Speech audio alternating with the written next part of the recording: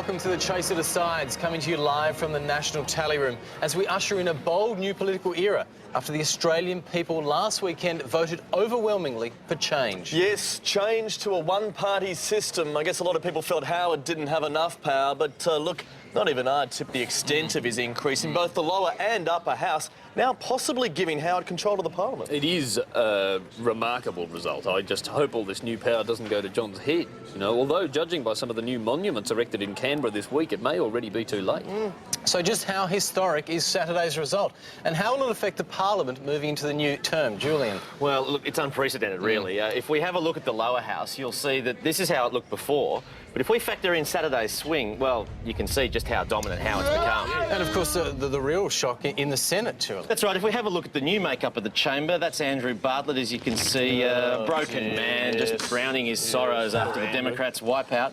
But if we factor in those Liberal gains, well, you can see what an effect that's going to have on the chamber. Oh, nevertheless, though, I think we can believe John when he says he won't do anything too radical and he won't abuse this majority. Chris, a fair result?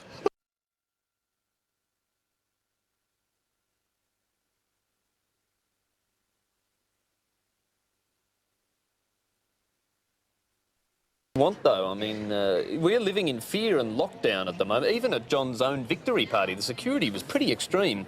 The security has been very, very tight. There have been 5 bomb sweeps today. Indeed, the sniffer dogs have been going through the crowd and working behind the scenes as of only a few minutes ago. There was a full security screening for all of us when we came in, and no doubt that's delaying some of the guests for their arrival here. Still, tight as it might have been, it didn't stop our undercover reporter Dom Knight from getting up on stage to prepare the party faithful for John Howard's imminent arrival. Let's go, Dom.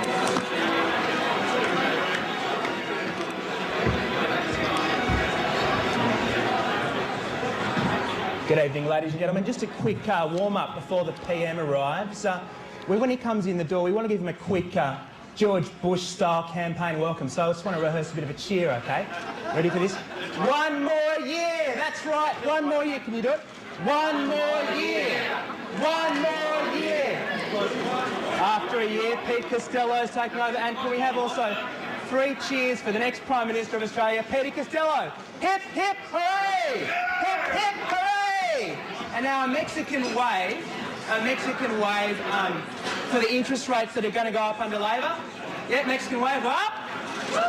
You're not going up. I guess the interest rates won't go up either, we all know. All right,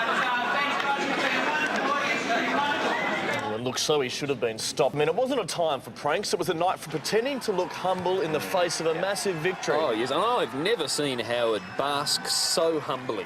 He certainly got a rousing reception, but it was a very different story at the Labor Party function for Mark Latham. Yeah, well, a very supportive crowd for Latham on the whole. But I have to say, who on earth booked the King's School Choir for that event? I do not know. I know, from the very school on Latham's education hit list. Just madness. And the choir certainly didn't hold back when news of Labor's defeat filtered through. Got your songbooks ready? All right. We'll tell Mr. Latham something. Are we ready? Yes. Let's sing it to the Labor faithful. Start. 1, 2, 3, 4. Sergeant Latham, you're a loser. Tried to get us, but we screwed ya. Unlike you, we have a future. Our funding will go on. Keep going, give it to them. Try to take our rifle range. We're going to buy 6 new tennis courts, Mr. Latham. You've given us another 7 new rifle ranges by losing. Ha! We're going to build a shopping centre, a small ski resort. We're going to buy a small piece of the Pacific Ocean so our students can swim in it. You take that, Labor faithful. Don't you try and have one over us. You've lost. You've lost. Our funding will go on. Thank you very much, lads. I think we've told them. Now, get back to the rifle ranges that we've just acquired. Let's start. And if you'd like to catch the King's Choir in concert, they're about to embark on an extensive tour of their own grounds. Check the dates on your screen there for all the tour details. But back to the election results, which caught more than one of our top pollsters completely by surprise. Yeah, well, you expect Morgan to get it wrong. There's no surprise there. Slightly less predictable, though, was Morgan's tip that Labor would also win the Afghanistan election. Yeah, well, look, the polls have been erratic all campaign. In fact, if we have a look at the latest poll out today, you'll see that after Saturday's result, over 80% of people now say they'd like to change their vote. Well, look, democracy can be fickle. I mean, is it a perfect system? I don't know, but I think it is still worth asking the question, in a country that has compulsory voting, just how qualified are most people to make an informed decision? Perhaps what we need is some tougher measures to encourage responsible voting. Good afternoon, madam. How are you? You've been selected for a random vote test today. We're cracking down on irresponsible voting. When people don't vote responsibly, accidents can happen. That's what happened with Bob Catter up in Queensland. I just need you to submit to a test if that's all right. Would you mind saying something political into this testing unit? Vote Liberal?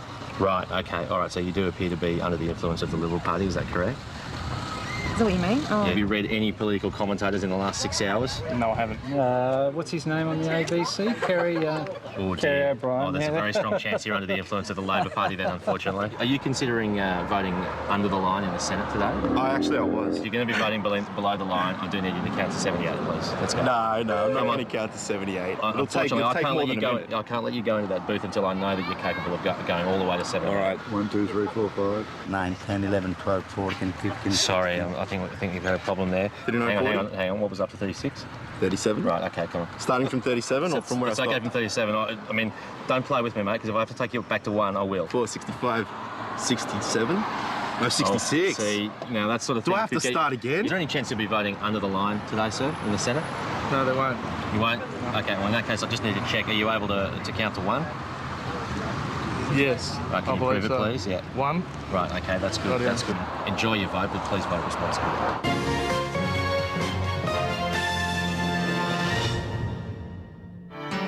So what's this about the government winning the election? That's right, which means we can now get back to business as usual.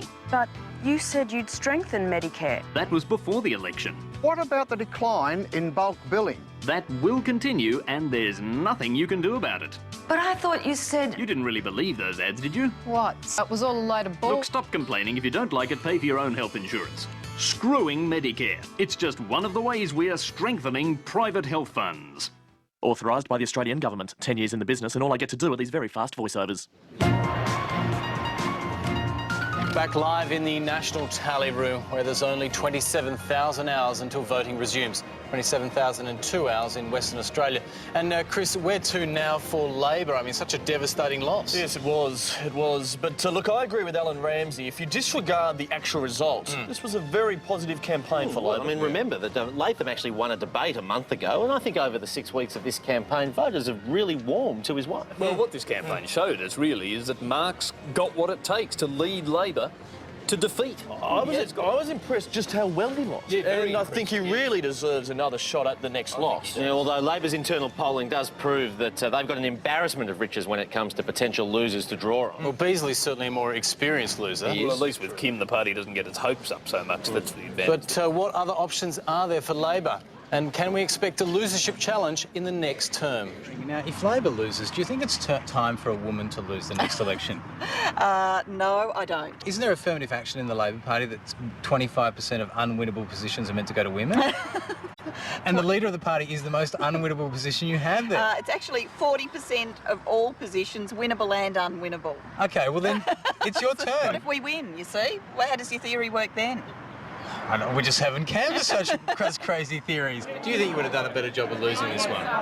You might like to live in the past. I like to aim for the future. So you're going to run for 2007 then? You will lose in 2007? Is that what you're saying? No. I've had my shot at the leadership, but I'm happy to be part of the Labor team. You don't think you could have lost by more if you'd maybe been in the position tonight? Well, I think that let's see how the final figures stack up. Of course, one of the options we haven't canvassed for Labor is Peter Garrett. No, well, of course, obviously early days for Garrett in the party, but his background certainly points to a capacity for fun. Oh, well, that's right. I mean, before last Saturday, he hadn't even voted properly in the last 4 elections. So, given his inexperience with the electoral process, we decided to give him a helping hand as he cast his vote on Saturday. Hello, Peter. How are you? It's voting day. Now, we're just here to help you out because we know you've had a few problems with voting in the past. So we've got a how to vote form for you. Now, just want to check firstly, you are properly enrolled, aren't you? Absolutely. You've got that cleared up? Absolutely. You're confident you can go in there and do it right? It's already been done. It's been done? Well, I've heard you say that before, Peter. I wasn't convinced last time. And we provided the evidence. So all right, okay, all right. Now, the only thing I'm worried about, though, is do you actually have much experience voting Labor? Yes, voting Labor comes quite naturally to me. These days, does it? All right, okay, well, if you're in any doubt, we've got a little bit of a how to vote Labor as well. So that'll just run you through it, you know, the whole process of getting pre-selected, avoiding the rank and file pre-selection, and then just get the ballot paper and look for your own name. I don't know what we do without you. But it's not just the politicians who faced challenges last weekend. Spare a thought for voters, bombarded outside polling booths by how-to-vote flyers. God, they're such a waste of paper, especially Democrats' flyers. Well, they're almost impossible to avoid, but not completely, as Chaz Licciardello found out when he took our Beat the Flyers challenge. The Beat the Flyers challenge. My assignment, to get into a polling booth without being handed a single how-to-vote flyer. First up, I tried entering in a straitjacket. No hands, sorry. No hands. No hands, I'm afraid. Sorry. But they still got me. Next, I employed the ancient art of disguise.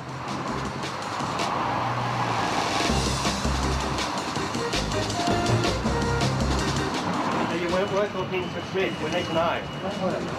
All right, I'll give you one. Hey, leave me alone. Again, no luck. Finally, if you can't go through them, try going over them.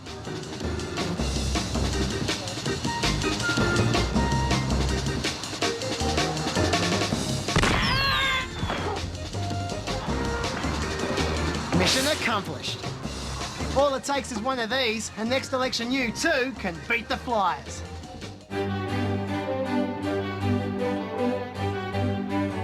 Hello, welcome to the history of the Liberal Party. I'm John Hewson. Unfortunately, they couldn't get Andrew Peacock. The Liberal Party began with Sir Robert Menzies. He laid down the philosophy that would guide them to countless election victories, scare campaigns. Under the communists, you have to do what you're told, and if you don't want to, it's tough potatoes. Menzies was succeeded by Harold Holt, who famously said, Help me! Over here, you idiot! After Holt came somebody else. And after him came the Liberal Party's most memorable figure, Billy McMahon's wife. By the 1970s, Australia found itself in an economic quagmire. The nation's accounts were crippled by soaring imports of brown trousers.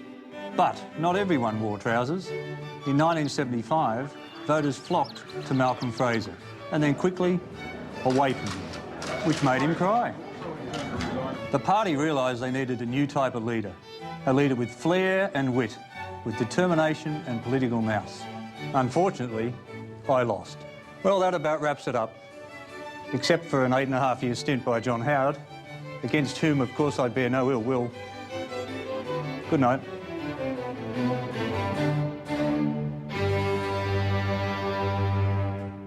John Howard will win. John Howard will win, brother. Yes! Woo! Right across the nation, you're watching The Chase at Asides. And Chris, loath as I am to navel gaze, what did you make of the media's performance this election? What, aside from us? Aside from us. Dreadful, very one-sided and self-important, to the point I've been compelled to put out this scathing critique. Not happy, Marga. And watching the Nine coverage, was it just me, or could you sense the hand of Kerry Packer in almost everything they were doing? Exactly. It's hardly any wonder, given Packer laid down very specific instructions for Nine's election night team. Now, just very important during the entire night that you refer to Channel 9 as the national broadcaster. Of course. Okay, yep. Just hide the pleasure at the Libs' victory. Right. That's going to be hard for you, isn't it? But Kerry was very, very clear about this. Just don't let him near the snacks. Don't let Laurie near the snacks at all. Are you going to show this one to Laurie? So that everyone's across it. Just put it on there.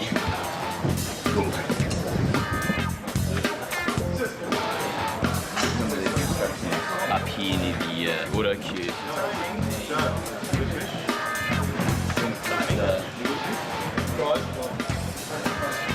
We asked you to, we're just about to go through rehearsals. very important that you cross. I understand, yeah, it's very good. We're just about to go to rehearsal. We just need a bit of time, that's just all. be a little quick. I've just got one message from Kerry Packer. I know you'll understand. Mate, I just got to ask it. Just for I apologise. Laurie Oakes. I love your work. Laurie, We just have to just call step it out. to the libs. Just remember, it's just direct from Kerry Packer. Thank you. Thanks, mate. Well, see, the thing is, you don't need to see the instructions. When you've worked at Nine as long as Laurie has, I think you know what the boss wants. And I have to say, I thought the Nine team coped very well under the additional pressure from boneheads in the background, trying to get on TV. God, they're a plague on election night, aren't they? We saw boneheads time and time again, including one who looked particularly familiar. Yeah. Oh, come on. It's not every day you get to be on the national broadcaster. They're a pain in the arse, these boneheads. I've never liked them. I never will. Well, that's your view, Andrew, but let's see what the experts made of them. I'm sorry, Margaret. I really find these boneheads very distracting. They add colour, David. Thank God there's something to actually look at on election night. No, I didn't like them at all. 1 star.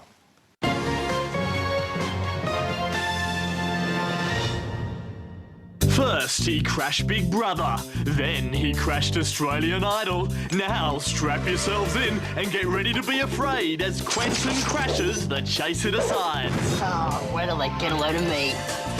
But be warned, because he's off the leash and on the loose.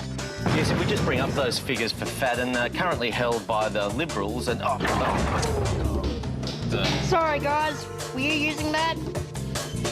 Hell-bent on causing havoc wherever he goes. As we cross to Charles Firth now in Werriwa. Thank you, Craig. Yes, the latest indications here. Ah! Bloody Quentin! An election special tomorrow night. Shut up, for Christ's sake! When Quentin crashes the Chase It Asides. Help! Jesus, stop! You guys are worse than Stephen Hawking's wife! 8 o'clock on ABC.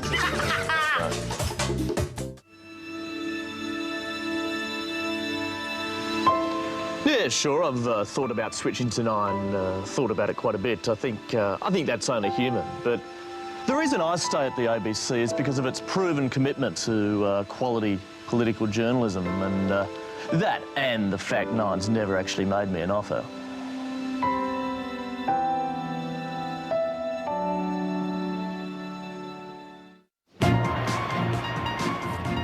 Right across the nation, you're watching the Chase It Asides, while everyone else is watching Law and Order SVU. Just one thing we haven't yet been able to touch on, looking at the minor parties, the performance of Family First. Yeah, well, it looks like they might pick up a couple of Senate seats now, thanks mainly to Democrat and ALP preferences. Why they preference this party who has branded Hindu temples and mosques as satanic and whose staffer wanted to burn lesbians is beyond me. I don't Yeah, but if we understand look at why the actual figures, Andrew, you see that despite their tough anti-Satan message, they actually only attracted 2% of the primary vote nationally. Right. That means that 98% of Australians still support the work of Satan over the Family First party. An unequivocal victory for the Prince of Darkness, a point he was keen to rub in on election night when he crashed the Family First headquarters to claim victory. Hey guys, the votes are in. I won every seat in the House. 3 more years of me! Woo! Hey fellas, you ran a good campaign. Oh, come on, mate. You've been talking about me all campaign. Now you ignore me. What a chip. Come on. Go outside a little bit. Is this a party or what? Where's the booze? Hey, it's frosty reception. If I wasn't the Prince of Darkness, I'd be offended by this. This is no good party anyway. You guys all invited to my party. There'll be lesbians there, I promise. Jesus is the victor! Woo! Well, from Satan to America now, and all eyes turn to the presidential race that will decide the real leader of Australia over the next 4 years. Oh, John Kerry, he is looking like Simon Crean on Mogadon. Kerry's got the stench of Crean about him, but he has beaten Bush in the debates. Oh, God, the stench of Latham too. He is doomed. Bush will certainly take comfort from John Howard's victory. Yeah, actually, the president rang John to congratulate him, but even he got a recorded message. Hello, this is John Howard. I've taken the unusual step of contacting you with this recorded message. Well, since we've become such a close ally, America's certainly taken a huge interest in the Australian campaign. So much so that our very own Charles Firth was asked by the Fox News Network to file a special report explaining Australian politics in terms the Fox audience could understand.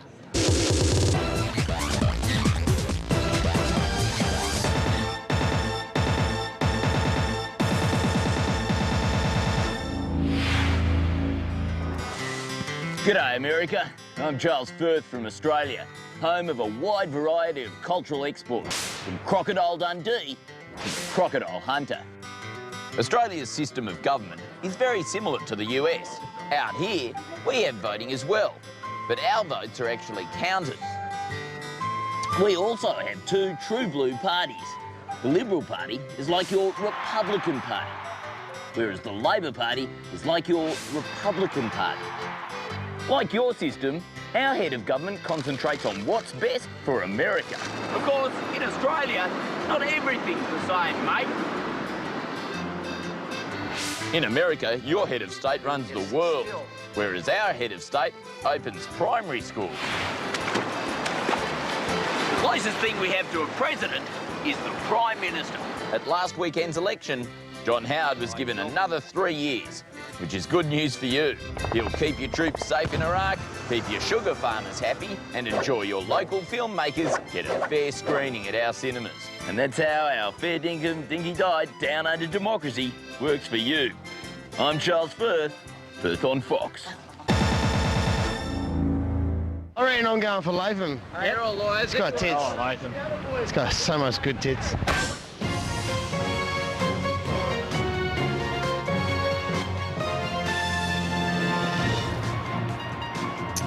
Welcome back to the National Tally Room. And of course, last Friday, the world applauded this year's Nobel Peace Prize laureate.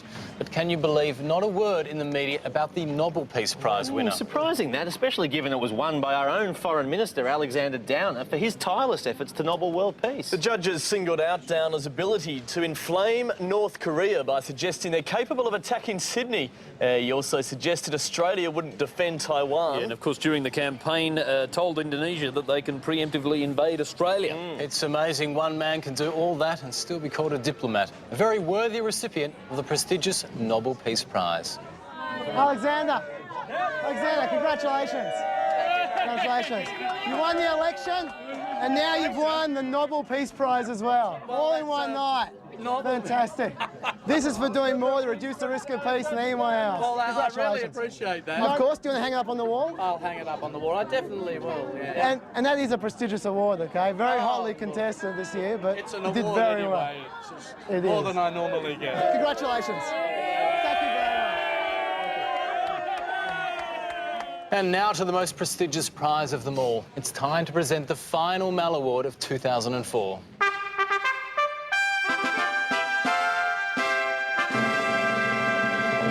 Yes, our final Mal goes to a man whose campaign started on a low by appearing on a TV show renowned for its political clout.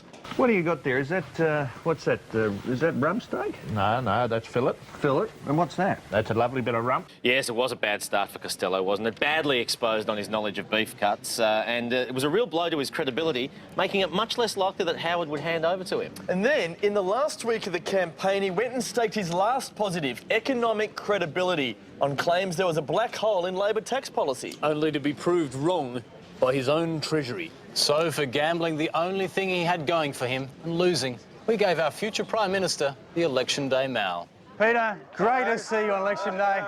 Here's the Mal. This is for staking your economic credibility on something and then losing. You've got no economic credibility left. Now what are you going to have, Peter? Do you want the Mal? Thank you. Good on you. Do you want to take it? Thank you. Thank you. Do you need Good that? to see you. How to vote? Of course I do. Okay, do you know? Okay, this guy here. Go for the smirk. Go for him. This guy here, yeah. No. Go for him. He's the good-looking one in this election. He doesn't have any economic credibility left, though. He's a good one. He's better looking than that one, isn't he?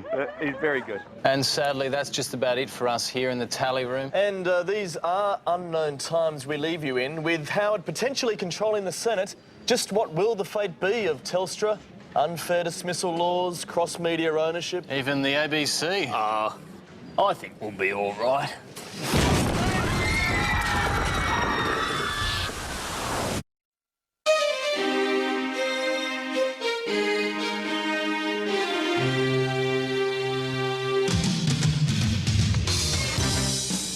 Hello? Hello?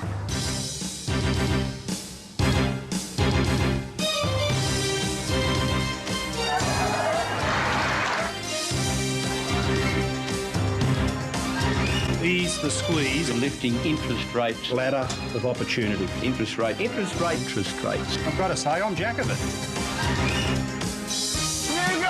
You go, Prime Minister. I don't like what's down here. I don't want you Look, here. you guys order 20 kilograms of spam?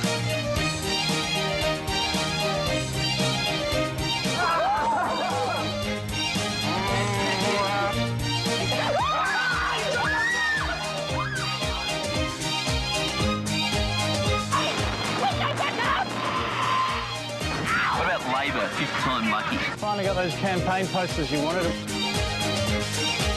To the Senate and beyond!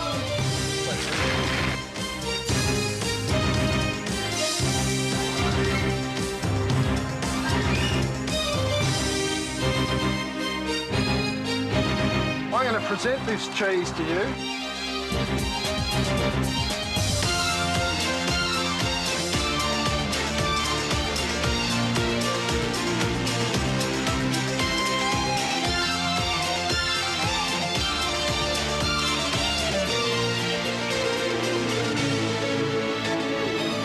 Dr. Ivan Malatham.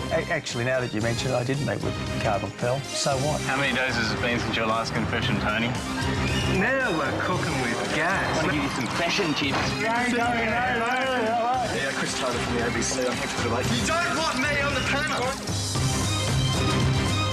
Defy and fulfil the trust that they have given to all of us tonight. Thank you very much.